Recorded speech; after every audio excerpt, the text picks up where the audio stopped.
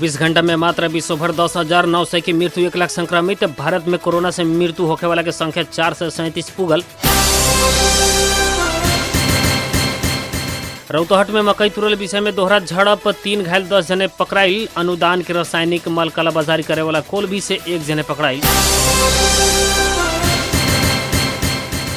चीन के वुहान में कोरोना से मृत्यु होने वाला की संख्या में वृद्धि। अब भारत में सार्वजनिक जगह में थूकेला प्रतिबंध।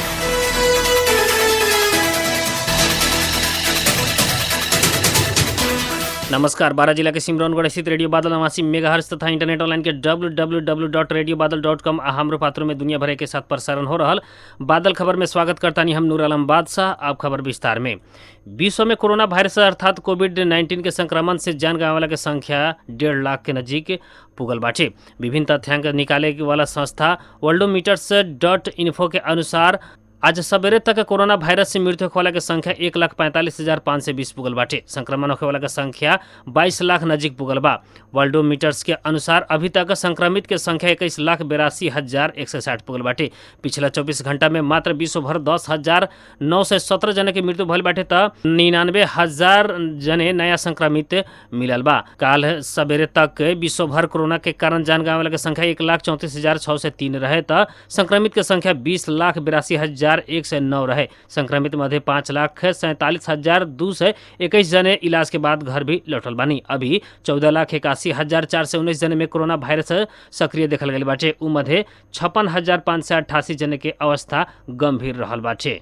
अभी तक अमेरिका में 34,600 से ज़्यादा लोग की मृत्यु हो चुकल बाटे। अमेरिका में पिछला 24 घंटा में मात्र 2,200 से ज़्यादा लोग की मृत्यु हो चुकल बाटे तो 26,000 से ज़्यादा लोग नया संक्रमित मिलल बा। अभी तक वहाँ संक्रमित के संख्या 6,77,466 पुगल बाटे। उ मध्य 57,508 जने पूर्ण रूप में ठीक भी भइल बाटे। अभी तक वहाँ 5,85,000 कोरोना के सक्रिय रहल बाटे। संक्रमित मध्य 13,369 जने के अवस्था गंभीर रहल बा। कोरोना वायरस से भारत में मृत्यु होने वाला की संख्या 437 पुगल बाटे। विश्वभर तीव्र रूप में फैलत गईल कोरोना के कारण भारत में 13,378 जने संक्रमित भइल बा लोग, जवना मध्य 1,749 जने ठीक भी भइल बाटे। कोरोना के प्रभाव महाराष्ट्र में सबसे ज्यादा पड़ल बाटे। वहाँ 3,205 में संक्रमण देखल गई बाटे। 194 जने के मृत्यु भइल बाटे। दिल्ली में 1,640 जने में संक्रमण मिलल बाटे त 38 जने की मृत्यु भइल बाटे। तमिलनाडु में 1,267 में संक्रमण देखल गई बा। कोरोना वायरस कोविड-19 के उद्गम स्थल मानल गई चीन के वुहान में ई महामारी से मृत्यु होने की संख्या 1,290 जने बढ़ल बाटे। चीनी संचार माध्यम के अनुसार इससे पहले ना मिलल आ गणना में छूटल सबके 12 से 90 जने मिलल बा लोग। महामारी के समय में अस्पताल में पर्याप्त भरना के अभाव के कारण उ लोग गणना में छूटल रहनी। वुहान से कोविड-19 से मृत्यु होने वाला की संख्या पुनर्वलोकन करत 3,869 पहुँचले बा। समग्र संक्रमित के संख्या में भी वहाँ के 325 थप भइल बाटे। वुहान में समग्र संक्रमित के संख्या भी 50,333 पुगल बाटे। विश्वव्यापी महामारी के रूप में फैलल कोरोना वायरस के संक्रमण नियंत्रण करेला सरकार से कैले लॉकडाउन में ही रौतहट में अलग अलग 2 जगह में दोहरा झड़प भइल बाटे। दोनों स्थान में भइल झड़प में संलग्न रहल आरोप में प्रहरी 10 जने के नियंत्रण में लेल बाटे। कटहरिया नगर पालिका 4 बलरामपुर के लोग आदेवाही गोनाही 6 करकच करमैया के लोग बीच मकई तुरल विषय में काल दोहरा झड़प भइल रहे। झड़प में गंभीर चोट लागल करकच करमैया के 33 वर्षीय गोविंद दास के एम्बुलेंस से बीरगंज भेजल गई। इलाका प्रहरी कार्यालय गणोरा के प्रमुख डीएसपी ज्ञान कुमार महतो बताइनी। कटहरिया 4 बलिरामपुर के 38 वर्षीय पनीलाल दास आ 17 वर्षीय रूपेश दास के स्थानीय अस्पताल में इलाज हो रहा डीएसपी महतो जानकारी दिले बानी। झड़प में बांस के लाठी प्रहार से घायल सभे के मुड़ी में चोट देखल गई बाटे। गोविंद दास से रोपल मकई पनीलाल दास पक्ष के लोग बीतल रात तुरला से सामान्य विवाद भइल रहे। कोरोना वायरस से अभी तक विदेश में 14 जने नेपाली की मृत्यु भइल बाटे। ऐसे ही विभिन्न मुल्क में करीब 200 जने नेपाली नागरिक के कोरोना वायरस से संक्रमित रहल परराष्ट्र मंत्रालय जनैले बाटे। बेलायत में 8 जने नेपाली नागरिक की मृत्यु भइल बाटे। उ मध्य 7 जने की कोरोना से पुष्टि भइल बाटे त 1 जने के पुष्टि होखे के बाकी रहल बा। ओतहा 35 जने संक्रमित रहल बाटे। अन्य 30 जने क्वारेंटाइन में बात लोग त 10 जने क्वारेंटाइन से घर लौट चुकल बाटे। एही तरह अमेरिका में एक नेपाली मूल के नागरिक सहित 6 जने नेपाली की मृत्यु भइल बाटे।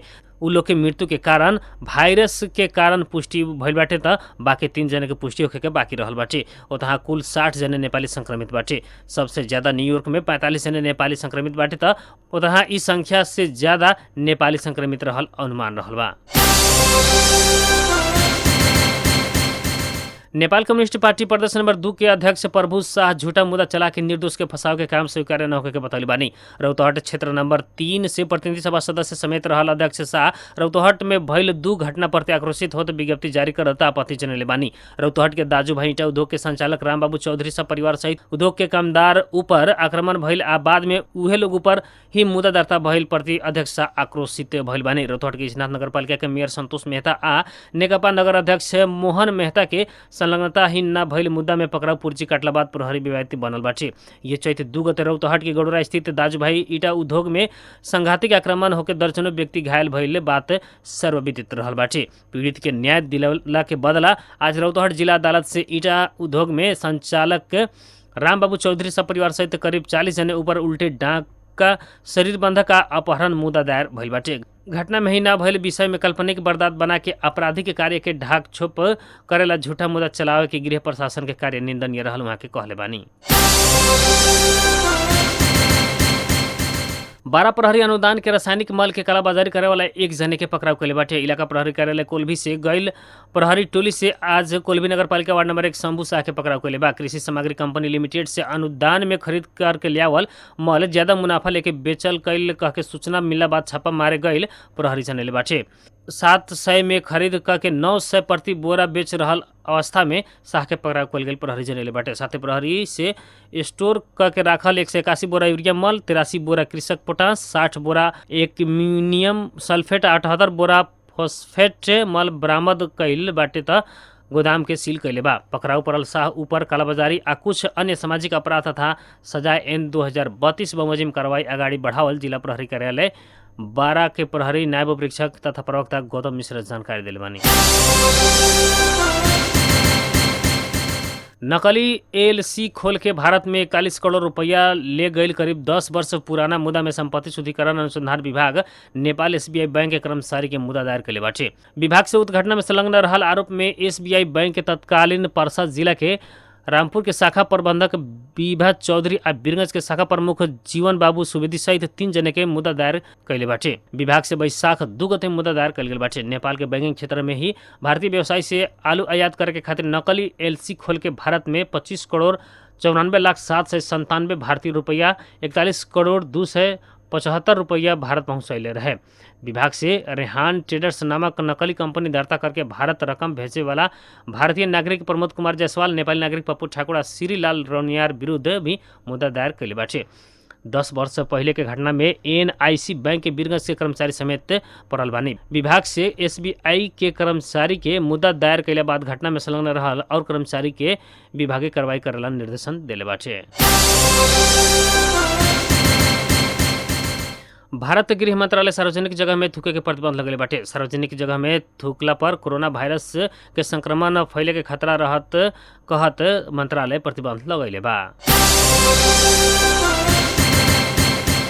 भारत के बिहार पूर्वी चंपारण के थाना क्षेत्र जयसिंह पंचायत के भेसड़वा गांव में एक विवाहित के हत्या करके साक्ष्य छिपावे के खातिर सब जरावे देवे के प्राथमिकी स्थानीय थाना में दर्ज करावल गई बाटे। हत्या के कारण पुराना पारिवारिक विवाद बतावल गई बाटे। पुलिस से मिलल जानकारी के अनुसार मृतक के पिता गोविंदगंज निवासी पारस सहनी आ अपन पुत्री के हत्या के लेके एक प्राथमिकी दर्ज करले बानी, जेकरा से अपन दामाद सहित परिवार के 8 लोग के आरोपित कैले बानी।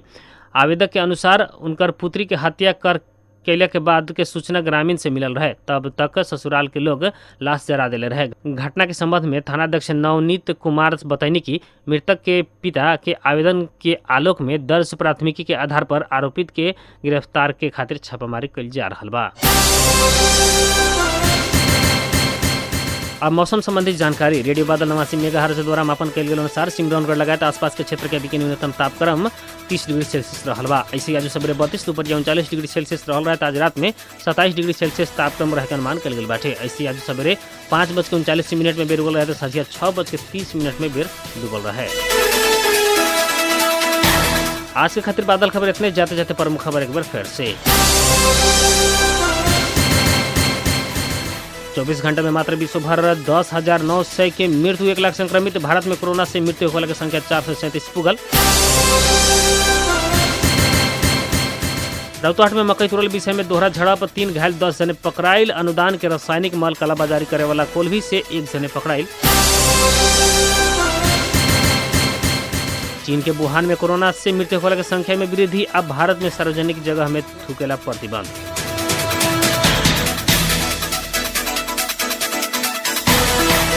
बारह जिला के सिमरौनगढ़ स्थित रेडियो बादल 89 मेगाहर्ट्ज तथा इंटरनेट ऑनलाइन के www.radiobadal.com हमरो पात्र में दुनिया भर के साथ प्रसारण हो रहल बादल खबर से प्राकृतिक मित्र रुस्तम सहित हम नूर आलम बादशाह के विदा दी। नमस्कार।